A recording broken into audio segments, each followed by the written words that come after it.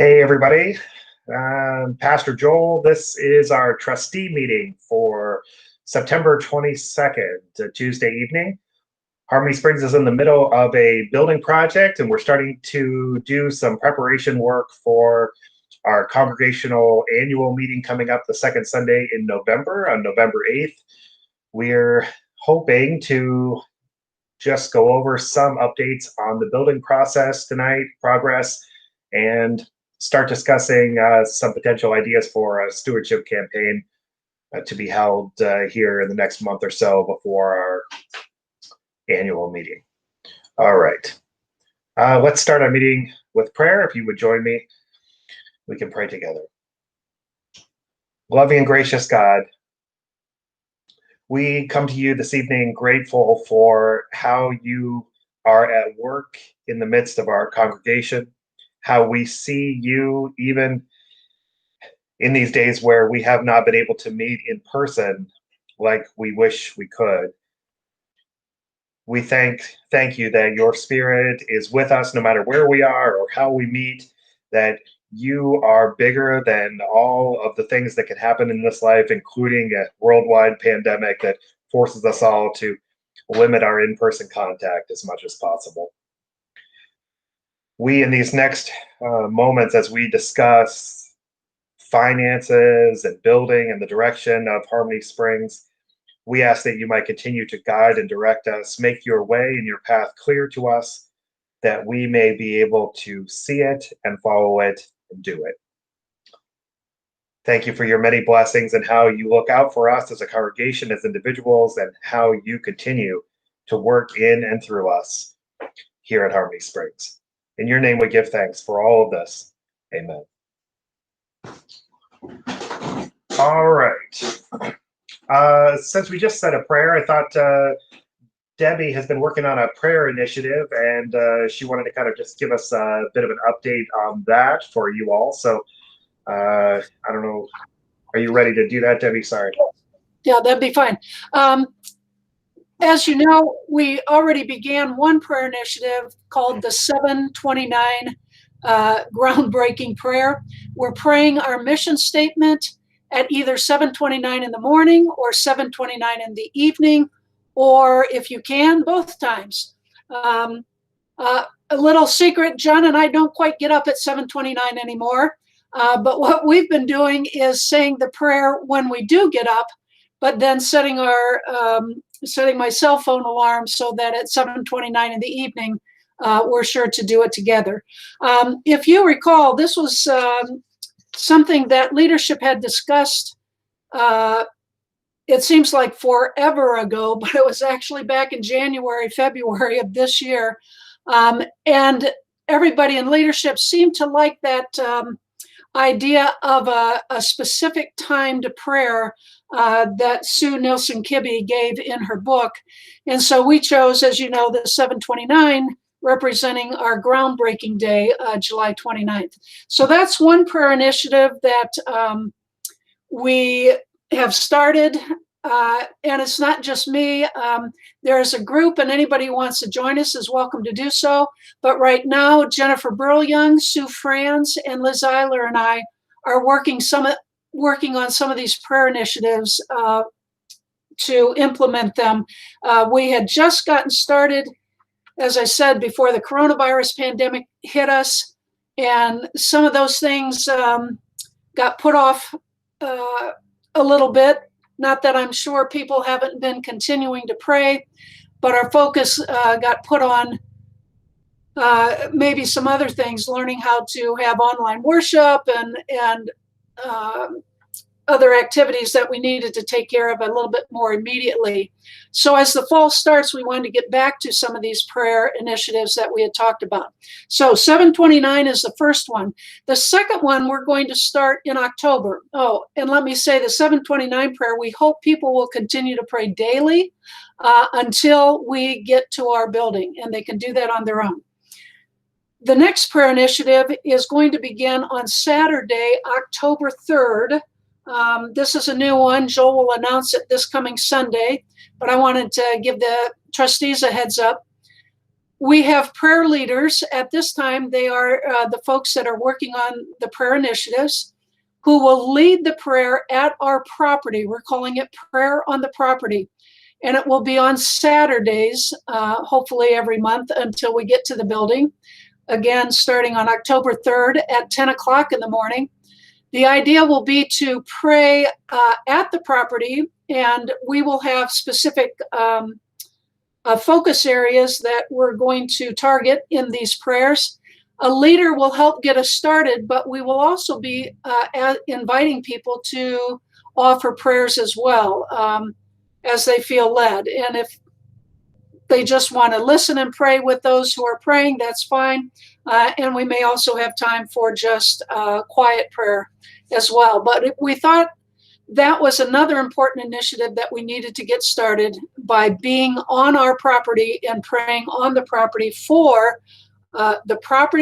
for the building that's going to be there, for the workers who are building our building, for the people who will eventually come to this building, whether they're coming for a Sunday worship or they're coming for a community event, that they will somehow be touched and will know that this is a congregation that loves the community. And also praying for the members of Harmony Springs. So, and I think I've forgotten one. Oh, praying for our community and the neighborhood surrounding our new church building.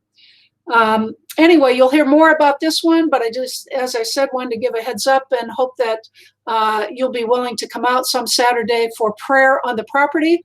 We can drive right up onto our big gravel driveway now, and hopefully on Saturdays that won't interfere with any of the workers when they're there during the week. Okay, thanks, Joel, for letting me announce those.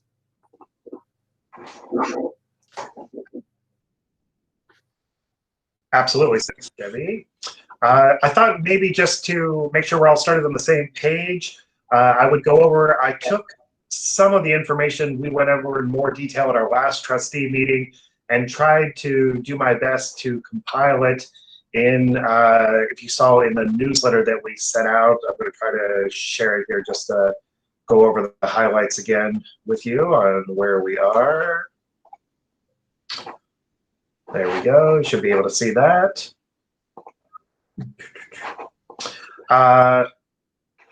So with Donna's help, I sort of broke down our financial health report, I guess, thus far into these, mentioning these things. The second paragraph there, our giving has been strong in 2020. We've maintained 94% of pledge giving through the first 6 months.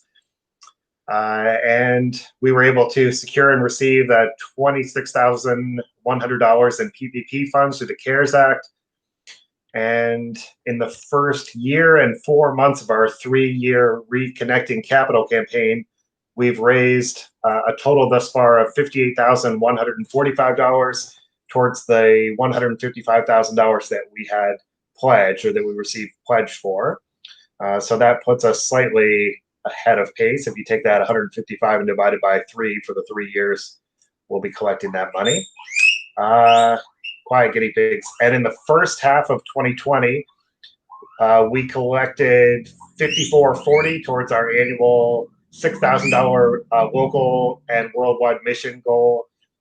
And specifically because of coronavirus, we've collected $3,610 for the mutual aid fund, which has helped families and individuals in the community struggling from the economic impact of coronavirus. So all in all, I think those are some really good financial things that have been happening at Harmony Springs. Any questions on that before I move on to the bit of a building report? One thing, I'm trying to remember some things we had in our conversations last time also, but one thing that I was able to clarify with Donna is we had some questions about the capital campaign versus the tithe or annual giving campaign that we did. So we went back and checked our records. I know that once time goes by and when COVID happens, everything sort of blurs together when you're trying to look back and remember when things happened. but according to Donna, and I think that this is correct, the first campaign we did was called the Rebuild campaign, which, if we had known back then, would have not been as wise, because the next one, which was actually a building campaign, we called Reconnecting. So the Rebuild campaign was actually the annual giving stewardship campaign that we asked people to give, and it was designed as a 2-year pledge campaign, not 3, which is 3 is what the capital campaign is. And it was in the summer/fall of 2018. So that should be done. If you have information or are giving and it's different than that, let me know, and we'll try to make sure we're all on the same page with that. But so people's giving, that campaign would have finished up as early as May, if not between May and current, for folks. So currently, I think what we have going on is, as far as additional campaigns other than what people are giving on a regular basis to the church, is only the capital campaign, which was called Reconnecting. And like I mentioned in that, which we communicated to the congregation, we're a year plus 4 months into that campaign as well. Questions on that? Comments, corrections? Tell me what I know wrong or am saying wrong.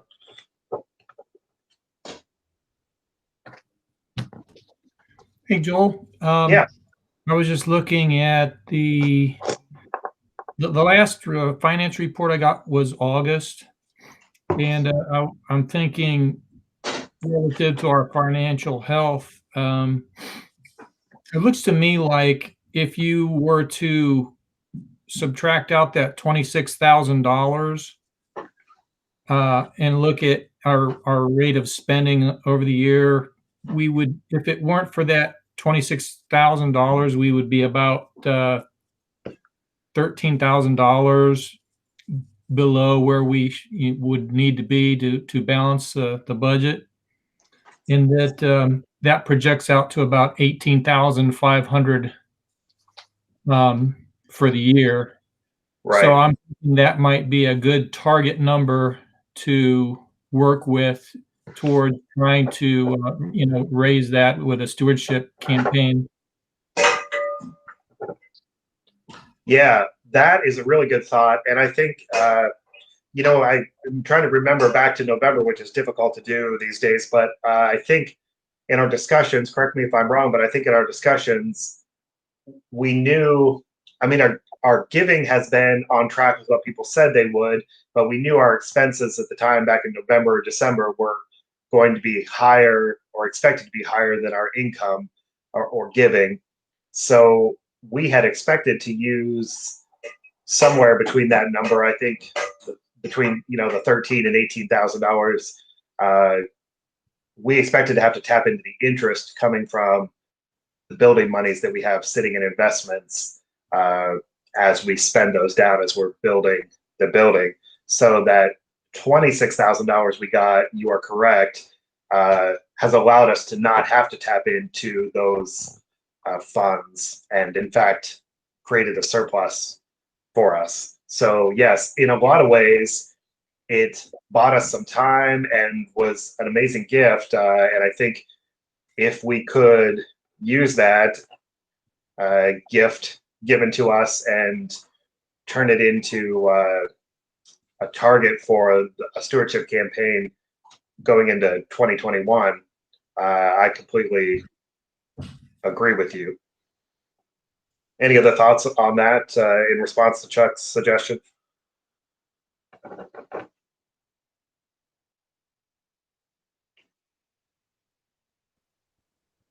What's the, oh, go ahead, Debbie.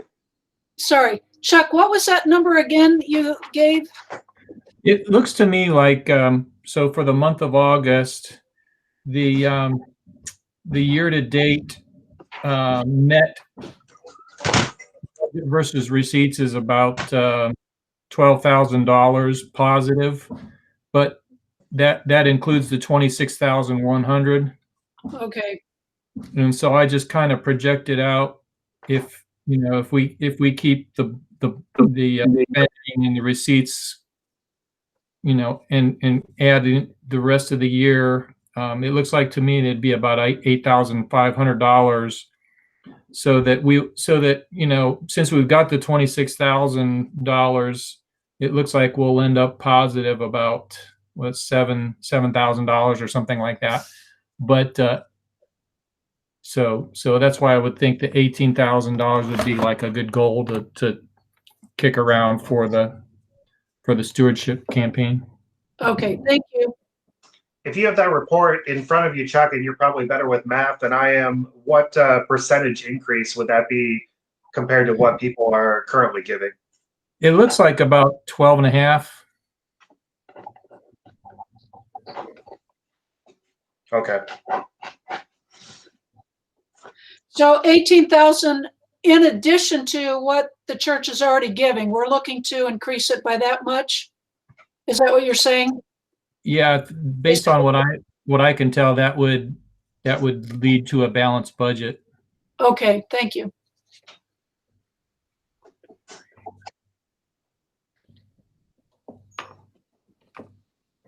Any other thoughts from that Blanchard household or anything?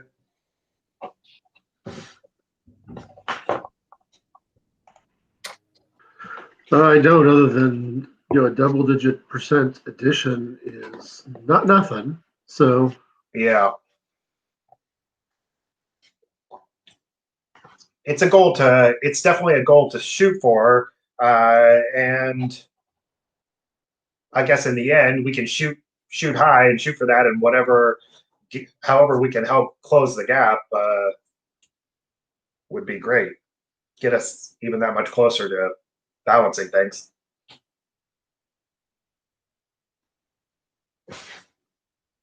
Okay.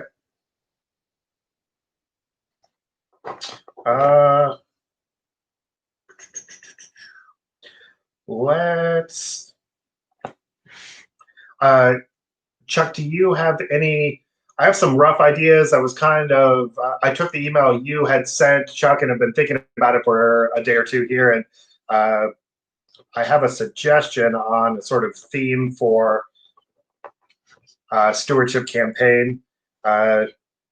Having those numbers to shoot for really helps. I think in the past when we've given people, the actual numbers to see and shoot for, that tends to help also because it gives people an idea of what we're asking, what the ask is, whether or not they're able to do that. At least we're asking. But do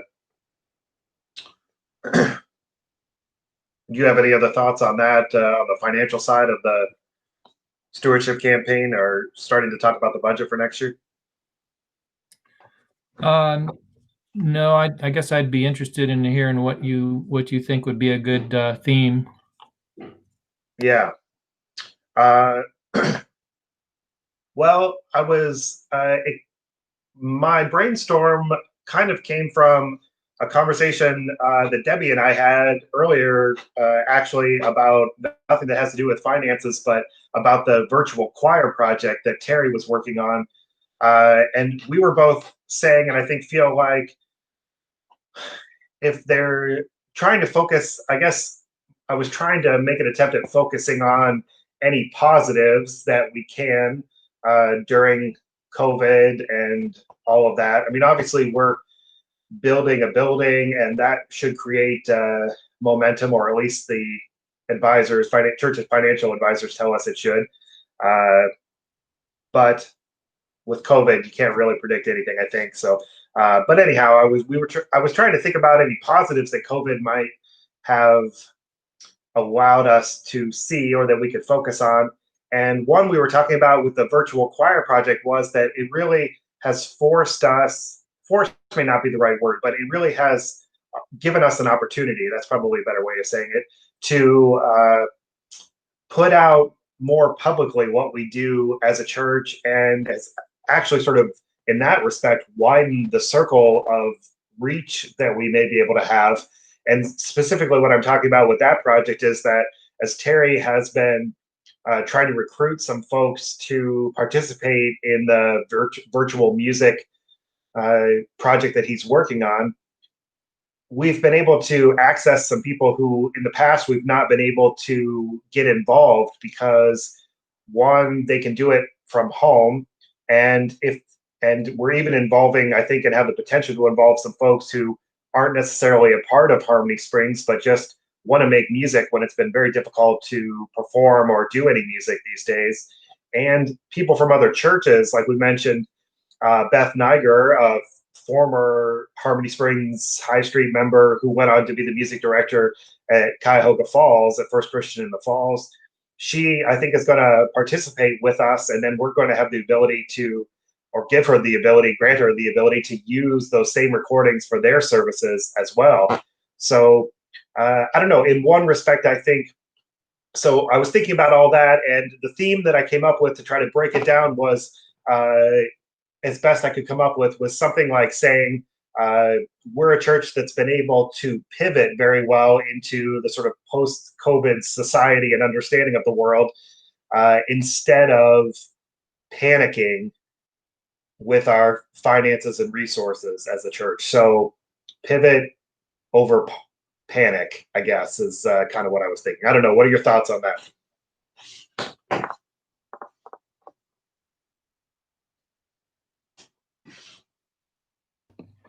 If you'll excuse me a minute, I have to go tend something. I'll be right back. Yeah, no worries.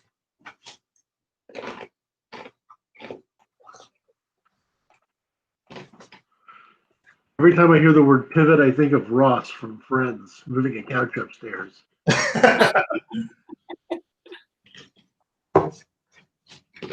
Yeah.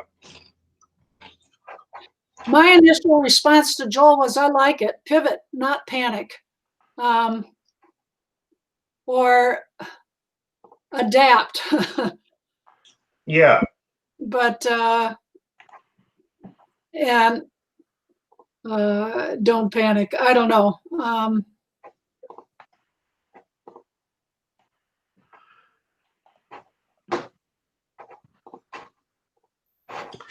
If you want Yeah. to use the football analogy, you could say we punt. Yes, that's a good one. Yeah. Punt instead of fumble. I don't know. Yeah.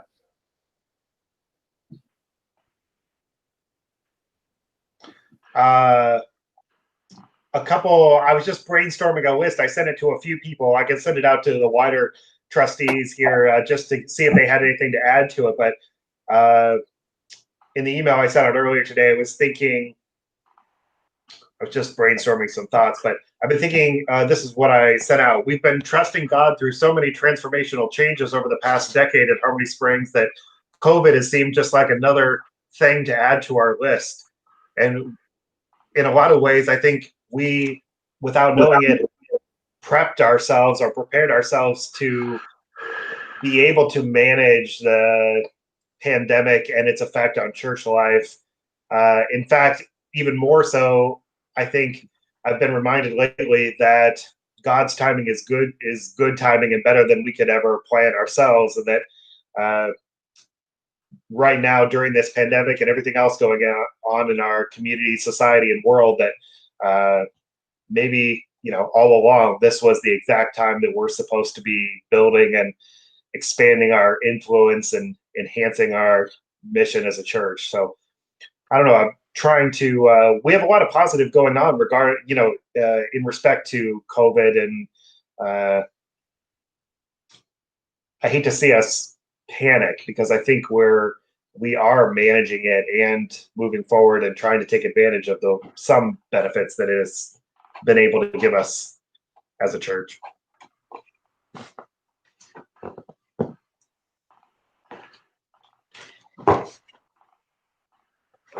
Huh.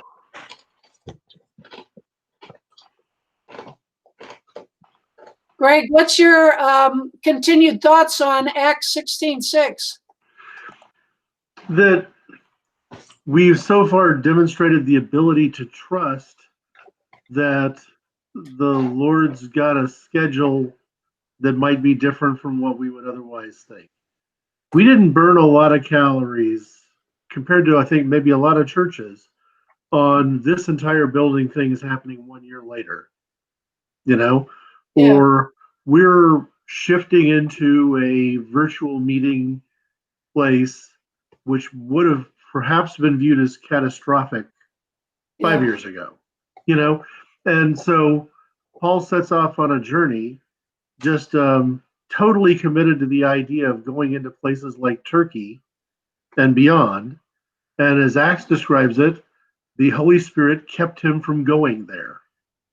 And they simply pivoted and went to Greece instead, you know? So I think that's kind of an example of what we've done without even really being that intentional about thinking about doing it. You trust that the Lord's got a plan, and if the plan isn't break ground a year ago, then okay, we'll move in the direction that the Spirit has laid out for us. And you know, I certainly know at work that's been the case. We've been extremely lucky, I suppose, that we initially committed to not laying anybody off and following every single state guideline on what to do with opening and closing and all that. And as a result of that, we were able to keep more stores open longer. And when everyone realized we needed masks, we were equipped to do that. The people who buy elastic and cotton were still employed at Joann. Stores were still open. And when other companies like ours were telling vendors, hey, we're not going to pay you and we're going to cancel our orders and all that other sort of stuff, we reached out to the vendors and said, no matter what happens, you're getting paid. And we turned to our employees and said, no matter what happens, you're getting paid. And that meant that when we went to those overseas suppliers and said, I want to buy 100% of your cotton now, they had it for us and they sold it to us without asking twice, because all of our competition was basically still saying, we don't think we can pay you. Yeah. So it's kind of leaning in. I see Paul here saying, I just decided I was going to lean into the hand I've been dealt, trusting that God's the dealer, not me. Right. That's a great great thoughts on that verse and connecting it to what we've been experiencing, I think. Yeah, I mean, it's like if you said, hey, Greg, starting in January, you're going to be working from home almost every day, and you're not going to see any of your new hires face to face until maybe Christmas. I'd have told you you're crazy, you Right. know? And I think in some ways we're ready for a building that is 21st century internet enabled and equipped in more ways than we were before. Yeah. We're going to come out of this with, you know, new things we've learned that I think we're going to be applying for a very, very long time. So. Yeah, that makes me think. I feel like what might sort of create the vision that people can really get behind when it comes to giving their financial resources to, you know, I guess for me personally, it's exciting to think about what having, you know, the place we're going to be in 2021, having the building and, you know, state-of-the-art technology and all of that, to start thinking about all of the expanded possibilities that ministry and programming will be able to do is exciting to think about. So in that respect, yeah, I think I hope that motivates people to continue their generosity to the church.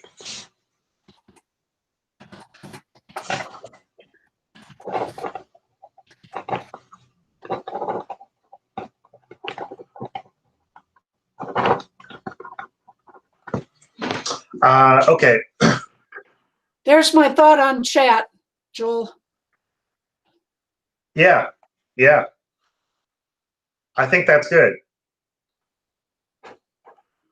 I appreciate your help kind of narrowing down what was my rough brainstorm idea and turning it into something. I think that's The other thing I like is that I was really trying to find something that was specific to us in our context, because we're very unique as a church in our situation right now, and not just trying to adapt something that some organization has written or made out there. So I think that points in the right direction. On the nuts and bolts side of that, tell me what you think of this. I was thinking of moving a few things around towards the end of the current Sunday series that I'm doing, and let me look at that. I was thinking of doing just like 2 Sundays, maybe October 18th and the 25th. Both, I guess what I was thinking was, if I can go with this theme, that this theme is bigger than just stewardship or finances, but it fits that as well. So what I was thinking was, maybe I could preach on that topic, pivot versus panic and trusting God in the timing of things, those 2 weeks. And then maybe get people to, maybe we could do mailing in addition to online pledge card that people could submit during those 2 weeks. And then we'd have one, All Saints Day is November 1st, the following Sunday, 1 week to remind people to turn them in. And then the 8th would be our congregational meeting.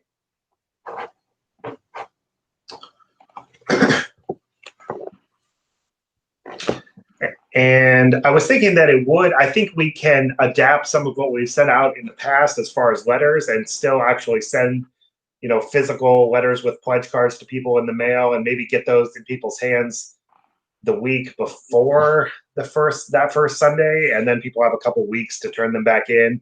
I think that's a good amount of time for people to see it, hear about it, and turn it in without just sort of setting it in the pile with all their other paperwork on their desk and forgetting about it. And then in the meantime, an electronic fill. What's that, Cheryl? An electronic fill form. Yeah, I think we can do a Google form or something that people can fill out, and then it'll take it and put it in a Excel spreadsheet, essentially, that Donna can access. I mean, you might save some postage, but maybe that's too hard for a lot of people. Yeah, that's a good thought, is we could maybe roll that out earlier than the mailing, and if people choose to just do it that way, they could, and that would save us some time and work and money. Yeah, like the first wave. Right.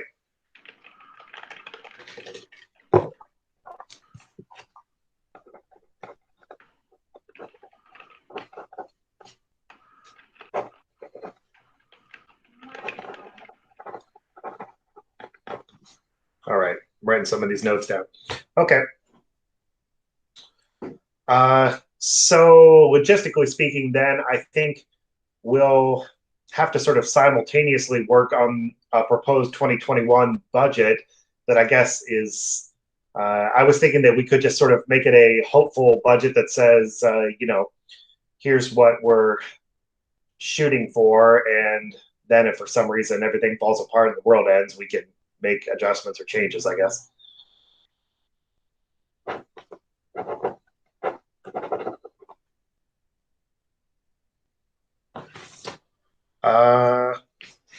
Okay.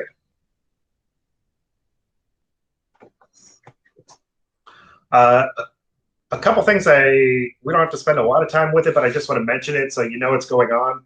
A couple of things, it made me think of this when it comes to our discussions about the budget, which should probably be our next meeting whenever we can plan that. Jennifer has a friend that she met at a gardening series, teaching series that the Akron Summit Library was doing, who lives locally in Greene. And I think that I don't want to put words in her mouth, but I think that Jennifer's been doing chaplaincy training through Akron General, and I think that she'd like to slowly transition to doing more of that work for employment. So she set up a meeting where she and Christy and I met to discuss the garden project that we have going on. And Christy is interested in working with us on the garden project. And we just kind of went over what it might look like. She sent me some experience and background she has in that particular topic. But for budget planning purposes, Jennifer has offered and suggested that we could roll over the hours that she works for the church, that she has worked for the garden, and shoot that over to Christy potentially in 2021. So it wouldn't necessarily increase our budget at all, but just hopefully coincide more with what people are desiring to do. And I think Jennifer would like to get out of the garden management and turn it over to somebody who really is passionate about doing it and wants to oversee it and has those connections and has a dream to sort of see it bloom into something. So the garden project has been a good example, I guess, or our experience has been that everybody that's been in charge of it or working with it has sort of taken it to the level that they are capable of doing and then handed it over to the next person. So in that way, I guess I've been happy that that's been able to continue happening and the project keeps growing in whatever direction God is calling it to. So I think we potentially have something interesting there in the works. We'll have to figure out and really look at the numbers and figure out what the nuts and bolts of that look like.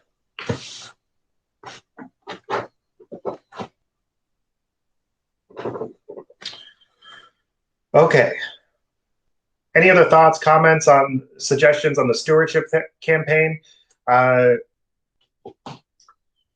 One thing I was thinking about doing, if time allows, between now and then, is potentially trying to line up a few people who are current members of Harmony Springs and give to the church, and almost doing a sort of side-by-side, something that we could record on Google Meet like this, where maybe I ask a few questions of them in a Google Meet setting and, about just what brought them to Harmony Springs, why they give to the church, and, some sort of a modern version of the speeches, mission speeches stewardship campaigns are used to giving, something that we could record and then post on Facebook, or not Facebook, but it could be, YouTube. And then last time people were, I think it was last year, like I said, I don't know, everything blurs together, but people seem to respond well to when we did the campaign that was sort of like a daily email about the mission of the church and what we were accomplishing together leading up to the annual meeting. So maybe if you sort of adapt that and put it in conjunction with maybe, recording, doing a little bit of an interview with a few members of the church about why they give to the church and what they're excited about in the future to, try to really make it a positive thing that we're all working together towards.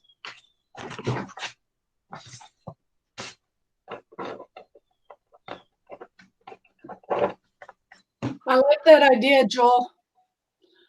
And I know for my own self, it would be nice to have the questions ahead of time to put a little thought into it. So it can look spontaneous, but it might be helpful to the people who respond for you, to have those ideas so they can be thinking about it ahead of time. Yeah. Okay. I'll put together some that I have and send them to you here or to the trustees wider and see what you think. Sure. I would think more YouTube on the church's channel than Facebook. Yes. Be my instincts. Yes. Well, they certainly could be a little public announcement at the end of worship too, or used, on Sunday morning. Yeah, that's a good point. In addition to YouTube. Yeah. Okay. All right. We can come back around to that if you think of any other comments or thoughts on the stewardship campaign. I wanted to give you a couple updates on some financial stuff that is follow-up from the last meeting we had. I posted over in the chat thread the email response we got after our last meeting. We discussed, and you all were the trustees approved, sending a check to pay off what we owed on our church extension loan thus far, which was a lot of general fees and closing fees and things like that. So in the chat that I have posted that Donna transferred money from UBS and we sent that to church extension. And then when they got it, they didn't quite know what to do with it, because if they applied it to our loan, they sent us an email and said, if we apply this to your loan, it's going to close your loan, and we're not sure that's what you want to do. So I wrote an email back and said, no, like, we want to pay it down so we're not paying interest on it, because we think we'll be ahead financially just paying it, but we'd like to leave it open because we still intend to borrow money at the end of our project. So what I posted over there was the final recommendation they made, which was a breakdown of paying $9,000 and some change to principal, leaving $1 so that it remains open, and then the rest towards interest. So Don and I both thought that was a fine plan. So currently we owe church extension $1, and our loan or line of credit sort of remains open for us to be able to access when we get to the end of the building project. Does that all make sense? I'm good with that. All right. The other thing, I sent out an email with the first invoice from Weaver, which is interesting to look at. So we will get invoices like the ones, like the one I sent out. Thank you, Greg. Monthly. Oh, hey, there you go. Yeah.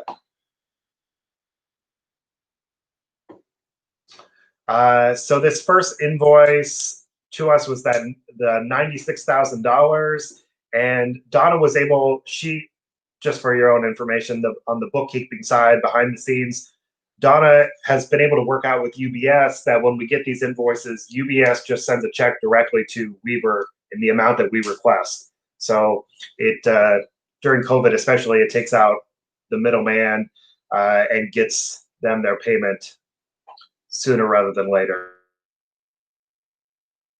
So a lot of detail in all of this and breakdown on all the different line items. But yeah, thanks, Greg. It's amazing how many different things go into this.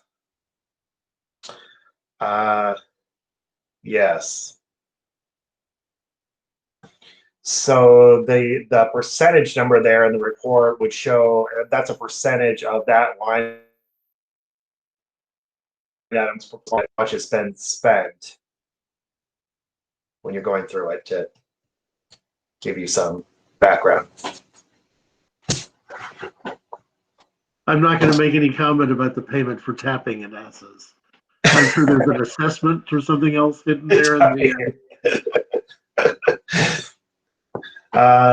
yeah, the one thing early on, we uncovered this and realized it, but it's amazing to me that what we have to pay just to tap into the sanitary, that's just a straight fee that goes to Summit County, I think.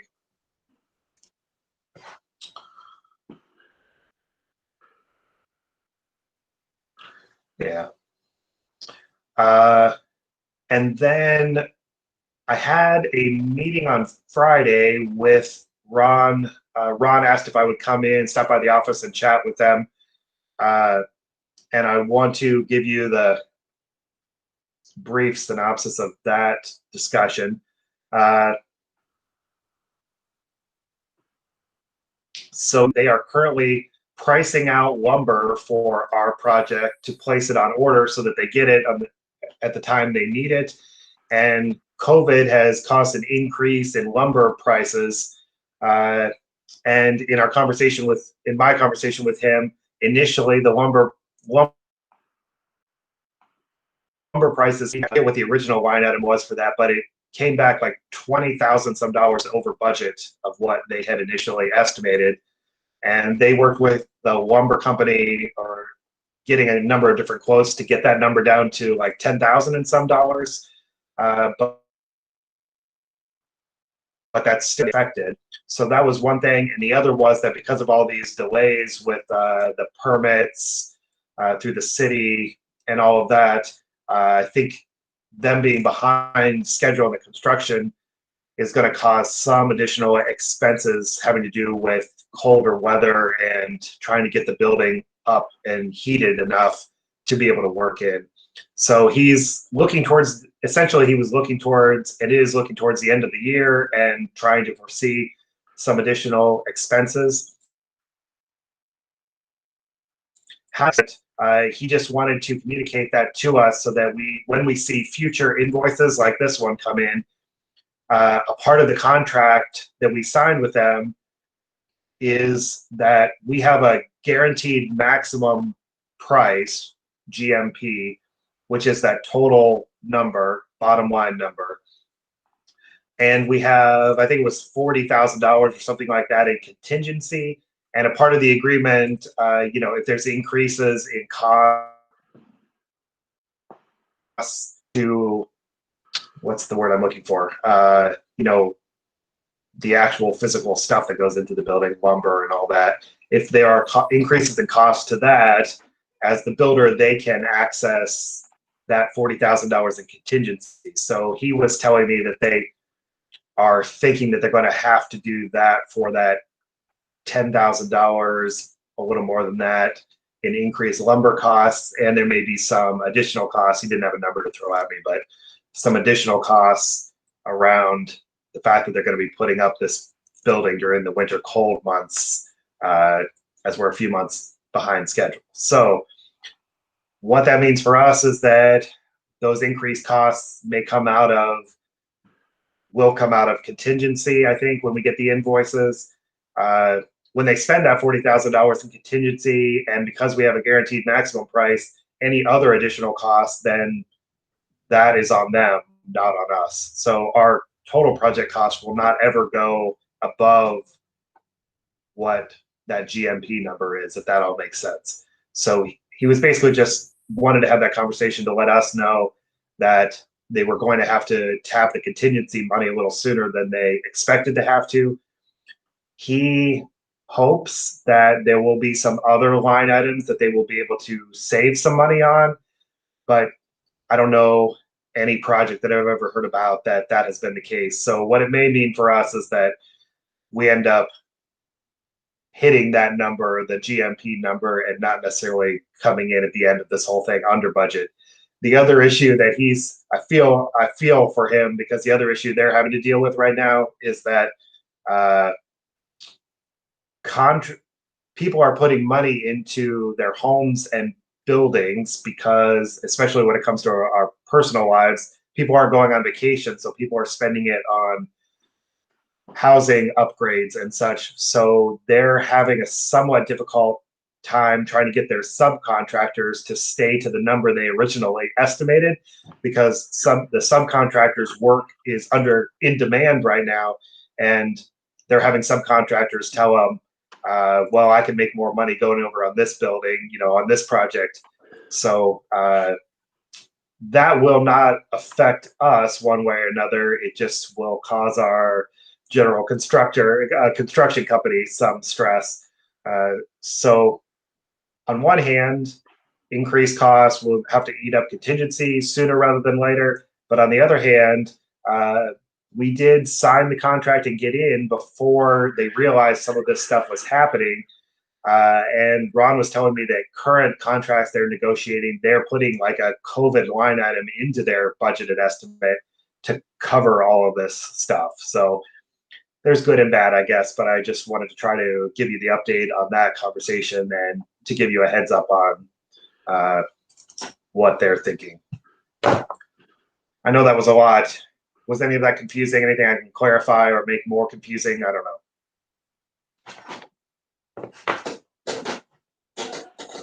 That makes sense.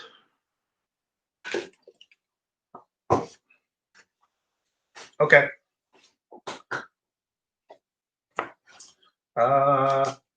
We have other building stuff that's been happening is I think it seems like the delay on a lot of this initially was a combination of our architects being busy and juggling a number of different projects and government agencies, city and county, all trying to work from home.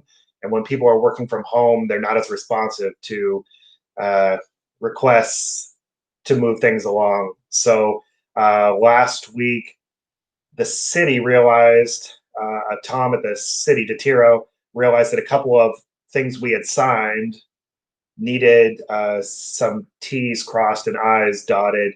So there was one that I had to take the original from that I had signed and had to drop it off for Chuck to sign and send back to the city.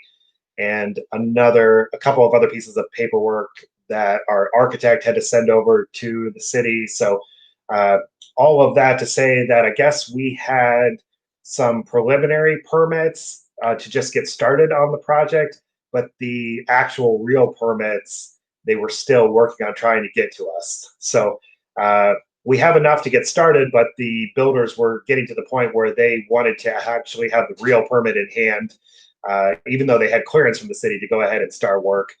So I hope that I haven't heard anything else from either of those parties. So I'm hoping that they got everything that they needed and that we're clear to go from here on out.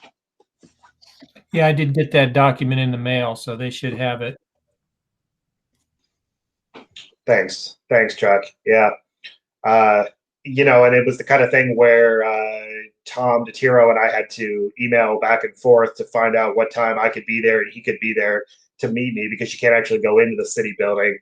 They have to meet you to open the door and exchange paperwork and all that. So I'm sure that's what we've been dealing with on and off as well.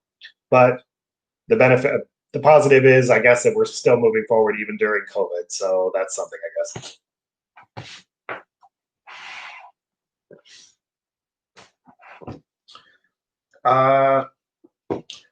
The other thing I just want to mention quickly, I'm just thinking about conversations we had at the last trustee meeting. If you remember, Kennetta asked a question about the drainage at the property, and I did shoot you all an email about that too, but just so we are all caught up. Mike, our project manager, did say there are actually sort of two retention ponds, or they probably have different names than that, on our property. So when we were looking at that diagram or site drawing, there are actually two separate areas that will take place. And once I saw when I was up there Friday, I stopped by after I dropped off that paperwork to Tom DeTiro. They were trenching, I think, the long trench that's going to go from Arlington all the way back to where our building sits. And Mike told me that the water pooling right now is because the whole drainage system isn't in place, but they fully expect that when it is, it will dry up a lot of the other property, and sort of shoot all the water into those retention basin areas, if that makes sense.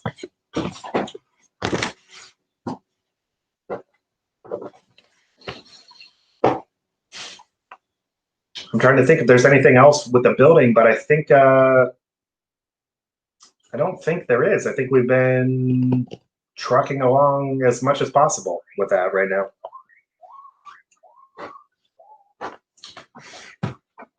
All right, I'm looking at my list and I have hit the end. Questions, comments, concerns, thoughts, things you want to bring up? More than willing to talk it out. Joel, what would be the target date for putting together a proposed budget for 2021 with numbers? Yeah, I think what we should do is probably set our next trustee meeting, and that can be the date we'll work towards. Let me look at the calendar here, bring it up real quick, and so working backwards, our congregational meeting is the 8th of November, the second Sunday. We discussed doing the stewardship campaign on the sort of 2-week period between the 18th and the 25th, or a little bit before that. So let's see, today's the 22nd.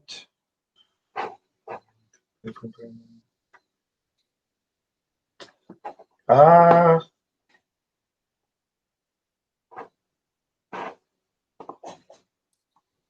don't know. Maybe in 2 weeks, can we do that?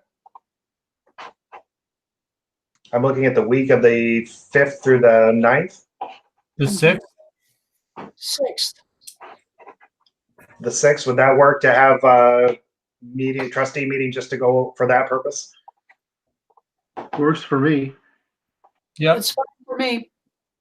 Okay. I think we have a lot of the rough numbers that we need, so I think we can probably put together try to get it as far as long as possible between Chuck and I, and then we can meet on the 6th to go over it together and make any final changes or tweaks we want to make. Joel, one more question. Do we Yeah. have we have scheduled a leadership meeting on September 30th at 6:15, which is both elders and trustees. Is there a specific reason for that meeting? Do we have a certain thing we need to go over, or? No, not necessarily. But we could potentially move that, or we could hold it, because the other big thing we got to do is figure out nominations for that meeting. So I don't know. What are your thoughts on that? Well, maybe elders could meet that Wednesday, the 30th, and work on the nominations. Trustees then meet on the 6th and make sure they have the budget set. Maybe that would be a good use of time. I didn't know if we had anything specific for that meeting that's scheduled for the 30th. Yeah, no, we had just been, I was trying to, I don't know, put them on the schedule like every 3 weeks, Right. thinking that we would need to consistently get everybody up to date on the building. But I think if, I could send out the link to this recording and tell people to watch the building update at least, that will bring everybody up to date, the same page. So yes, we could meet on the 30th just to discuss the nominations for positions that Okay. would come from the elders. Okay. I think that'd be fine. Can you change that with Donna so that she advertises it as now an elder meeting, or you can make the changes? Yes. Yep. Okay, thank you. Yeah. Elders on September 30th. Okay. Yep. I'll start with making those changes on the calendar here after we sign off, and then we'll try to update all the emails and other communications we have so they're all the same. Okay.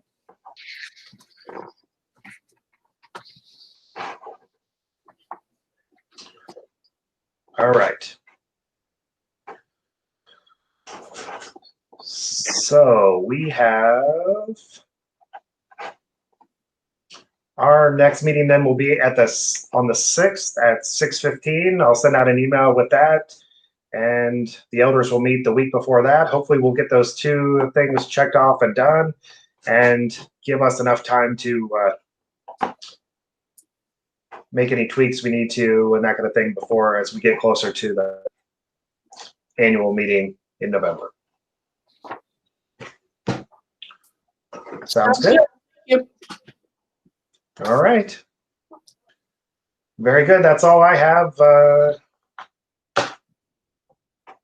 That's all you all have. I could say a prayer for us as we come to a close, I guess. All right. Loving and gracious God, thank you for those folks who are gathered here tonight to be leaders and serve as leaders at our church at Harmony Springs. And we ask that your spirit might be with those who were not able to join us tonight and those watching later on. Continue to bind us and unite us together as a church, getting behind the mission you're calling us to both as individuals and collectively. Thanks for all that you do, for all of your blessings in our midst and in our lives. Thanks for the opportunity to serve and to be blessed by the opportunity to serve you and the people of this church and the community of Greed. Keep us all safe as we journey through this pandemic together and bring us back together again soon. In your name we pray. Amen. Amen. All right. Thank you, everybody. Appreciate it. Thanks for signing on and joining in. Thank you, Joel.